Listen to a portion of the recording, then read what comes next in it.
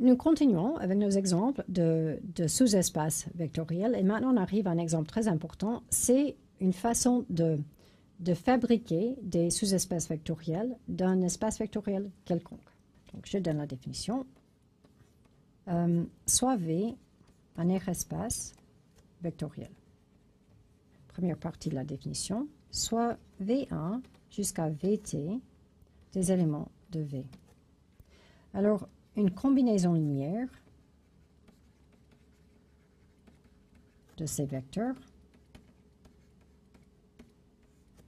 est un vecteur de la forme lambda 1 V1 plus jusqu'à lambda t Vt où les lambda i sont des nombres réels. Maintenant, il faut noter, ça a un sens parce qu'on sait multiplier Vi par lambda i. Après, on sait additionner les résultats parce qu'on tout ça se passe dans un espace vectoriel. Et puis du coup, ce vecteur-là appartient à V. On l'appelle une combinaison linéaire de ces vecteurs. Deuxième partie de la définition. Soit S un ensemble de V, pas un sous-espace, juste un ensemble non vide. On écrit vect de S pour l'ensemble de toutes les combinaisons linéaires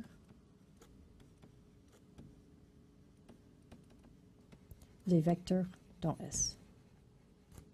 C'est-à-dire, le vect de S, c'est l'ensemble, et j'ai toutes les possibilités ici. Je prends toutes les combinaisons linéaires, les lambda i doivent être les nombres réels, et les vi doivent être dans S. Maintenant, j'aimerais juste faire une remarque importante. C'est, je ne dis pas du tout que le S ici doit être fini. Hein? Donc, attention, S peut être infini. Alors, les combinaisons linéaires, elles sont des combinaisons linéaires d'un nombre fini de vecteurs. Mais le S, il peut être infini. Par exemple, si je prends S, l'ensemble de toutes les fonctions polynomiales de la forme x puissance 2n, où n est un nombre naturel plus grand égal à 0. Donc c'est l'ensemble de 1, x au carré, x4, etc. Donc c'est un ensemble avec un nombre infini de vecteurs. Alors ici, le vect de S, c'est encore défini. C'est qu'on va faire les combinaisons linéaires de ces monombres de degré pair. Donc j'aurai que des fonctions polynomiales de la forme A0 plus A2 x au carré plus A4 x4, etc. A2n x puissance 2n, où les AI sont des nombres réels.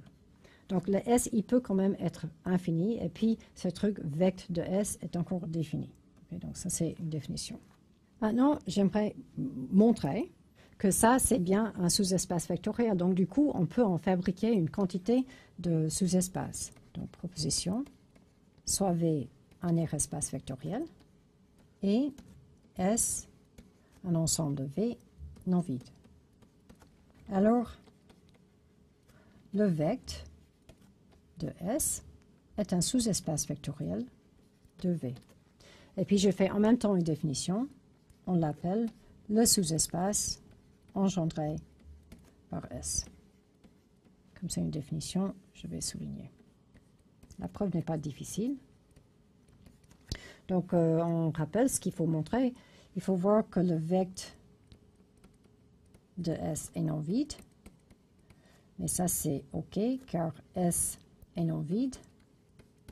Et pour un vecteur U dans S, un fois U est dans le vect de S. Donc ça c'est OK. Et puis maintenant, si je prends deux vecteurs qui sont là-dedans, donc je prends un lambda 1 V1,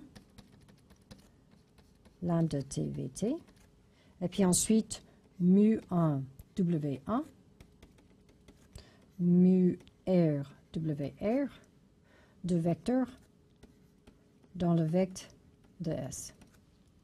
Et je prends encore un alpha dans R. OK? Maintenant, le fait que ces deux vecteurs sont dans le vecteur S, ça veut dire que les VI et les WI sont dans S et les lambda I et les mu I sont dans R. Maintenant, je dois faire alpha fois le premier plus le deuxième. Et j'aimerais voir que ça, c'est de nouveau une combinaison linéaire des éléments de S. Mais ça, c'est clair, j'enlève les parenthèses, comme j'ai le droit de faire dans un espace vectoriel. Ici, j'ai alpha lambda en V1, alpha lambda T VT, mu 1 W1, mu R WR. Donc ça, c'est une énorme combinaison linéaire de vecteurs qui appartiennent tous à S. Donc ça, c'est bien dans le vecteur de S. Donc on a vérifié les deux conditions qu'il faut vérifier.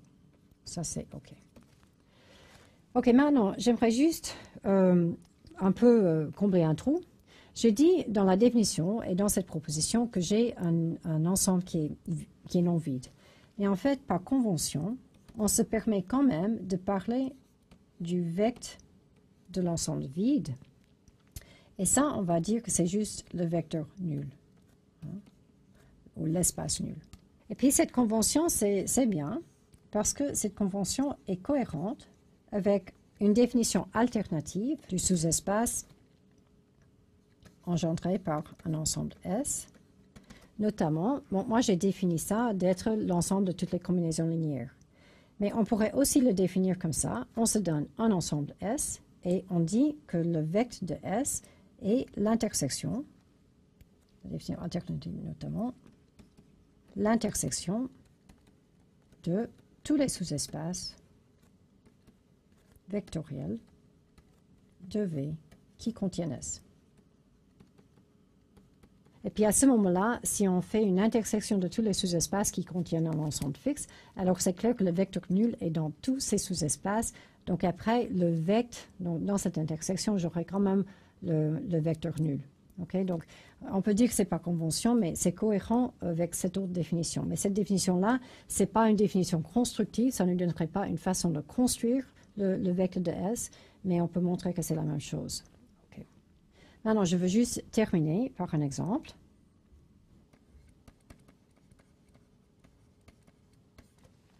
OK, je prends S, un petit ensemble.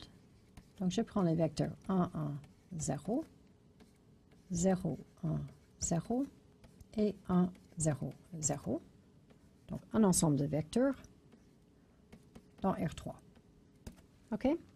Et puis, je fais le vecteur de S.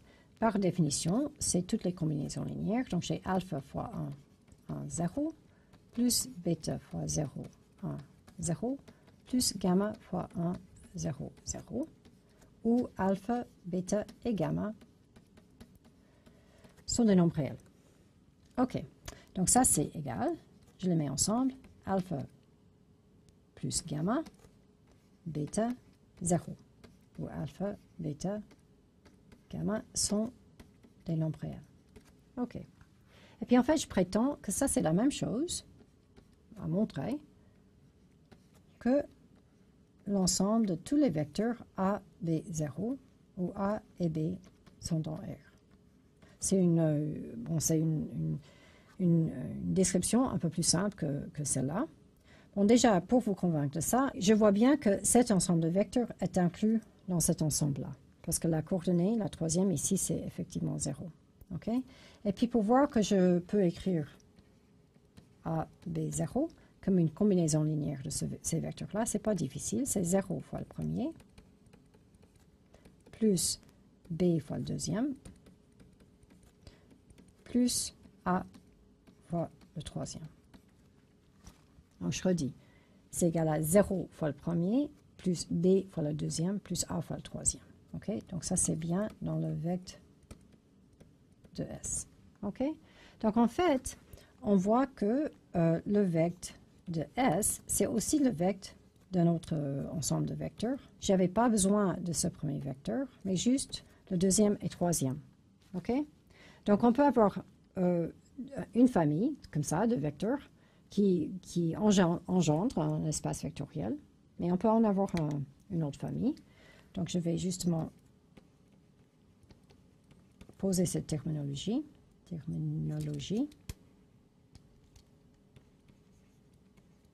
Donc, soit S dans V un R espace vectoriel, ok? Posons W égale à vect de S. Alors, on dit que S engendre linéairement W. On dit aussi que S est un ensemble générateur ou bien une partie génératrice. Ok, donc ça c'est juste pour introduire ces différentes façons de dire. Et puis encore une dernière chose avant de m'arrêter. Il n'y a malheureusement pas une notation standard, donc je veux juste vous rendre attentif que dans certains livres on utilise une autre notation et une autre terminologie pour le vect de S. Donc on voit vect de S avec des parenthèses au lieu des accolades. On voit aussi span de S ou avec les accolades. On voit aussi line de S. On voit tout ça pour dénoter ou désigner l'ensemble vect de S. Okay? Donc si vous lisez un autre livre d'algèbre linéaire et puis vous voyez une de ces choses-là, il faut aller chercher dans l'index et puis vous verrez si ça veut dire exactement l'ensemble des combinaisons linéaires.